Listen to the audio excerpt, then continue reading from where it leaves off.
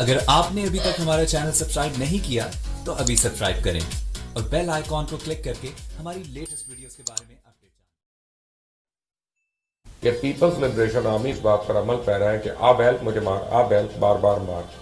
लेकिन ये बहुत अहम वाकया है इस खित्ते के अमन के हवाले से कि चाइना ने ये गोली क्यों चलाई 45 साल के बाद और वजह क्या बनी। चाइना अपनी औकात में रहे और औकात में इस तरीके से रहेगा जब डिप्लोमेटिक, पॉलिटिकल, इकोनॉमिक और मिलिट्री चारों तरफ से दबाव आएगा, जैसे कि अभी इंडिया ने। अगर आपने अभी तक हमारा चैनल सब्सक्राइब नहीं किया तो अभी सब्सक्राइब करें और बेल आइकॉन को क्लिक करके हमारी लेटेस्ट वीडियोस के बारे में अपडेट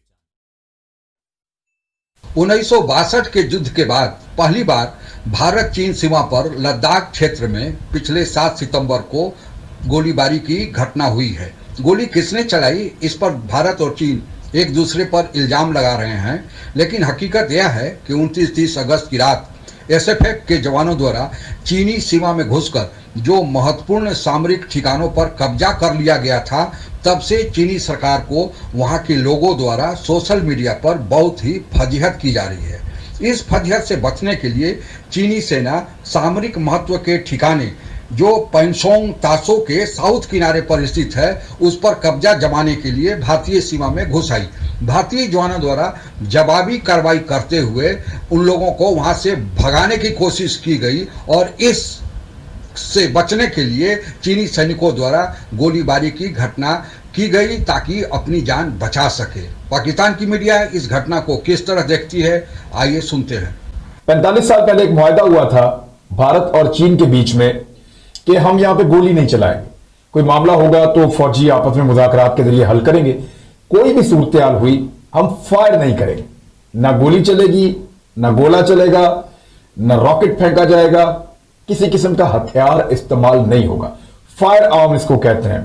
ये कोई भी ऐसी चीज जिससे जो है वो गोली चले या बारूद, उसको इस्तेमाल नहीं किया जाएगा। लेकिन अब गोली चल गई है। 45 साल के बाद लद्दाख में गोली चली है, यानी लद्दाख में तो चली होगी, लेकिन जो लाइन ऑफ एक्चुअल कंट्रोल है, एक तरफ चाइना खड़ा, एक तरफ इंडिया खड़ा, ये लड़ते रहे माजी में, लेकिन 45 साल के बाद वहां पे अब गोली चल गई है।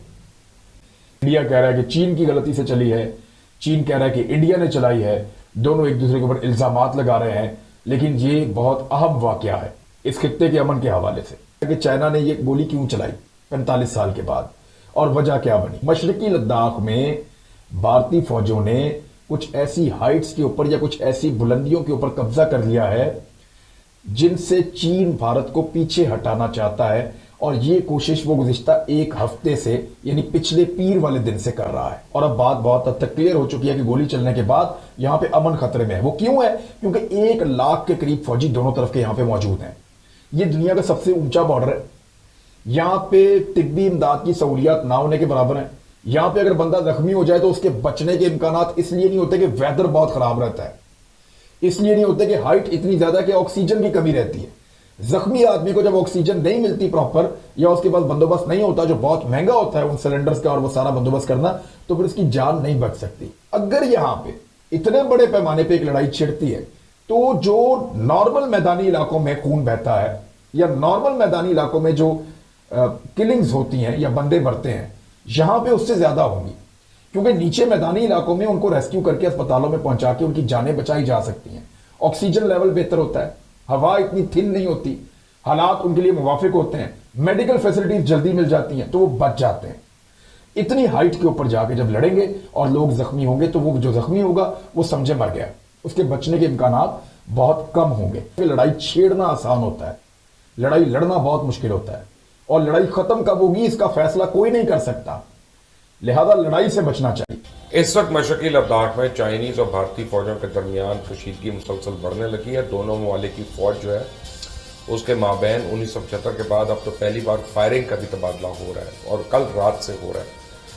चाइनीज फौज ने इश्तियाल अंगेजी करते हुए बातचीत के लिए आने वाले भारतीय फौजों पर गोलियां चला दी। भारतीय हुकाम ने ताज़ा वाक़े की तस्दीक करते हुए कहा कि पहले चाइनीज फौज ने भारतीय एहलकारों पर फायरिंग की, जिसके जवाब में फायरिंग की गई। फौजी अहदेदारान के मुताबिक मुख्तसर वक्त के लिए फायरिंग का तबादला हुआ, और इसी हवाले से चंद ही घंटे में यानी पहले भारतीय वज़ीर ख़ारजा जयशंकर का बयान सामने आया कि सरहद पर सूरत हाल इंतहाई संगीन है।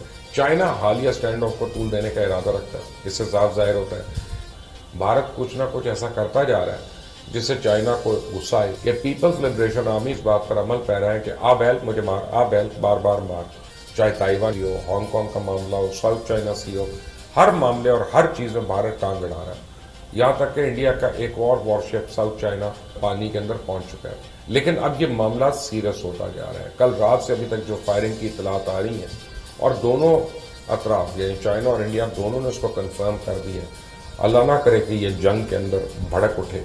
अगर ऐसा हो गया तो फिर ये पूरे खित्ते के लिए एक बहुत ही बुरी खबर होगी।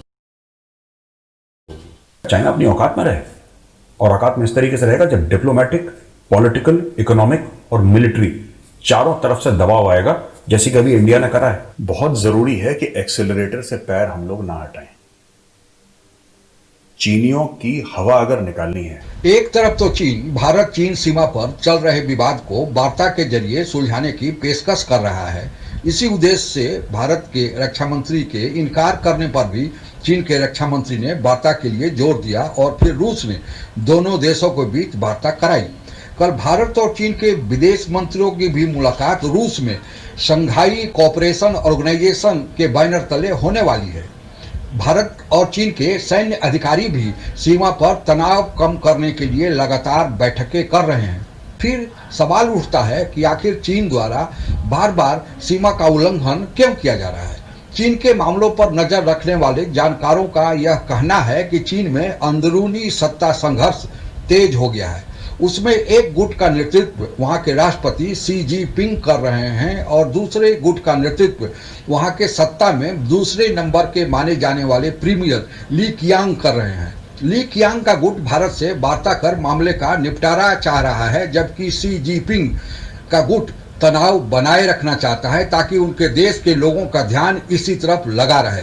आप लोगों को ज्ञात ही होगा कि अपने सत्ता जाने के डर से वहां के राष्ट्रपति शी जिनपिंग ने अपने देश का संविधान संशोधन कराकर आजीवन राष्ट्रपति बने रहने का कानून पास करा लिया है। यह सत्ता संघर्ष तब से ही शुरू हो गया था, अब धीरे धीरे जोर पकड़ रहा है। चीन के भीतर क्या हो रहा है यह उनका अंदरूनी मामला है, पर भारतीय सेना अपनी सीमा की रक्षा करने बखूबी जानती है और यह बात चीन को भी समझ में आ गई है। इसलिए एक कहावत यहाँ बरबस याद आ रहा है कि खिसियानी बिल्ली खंभा नोचे, और फायरिंग जो सीमा पर किया गया है यह उसी बिल्ली की करतूत है।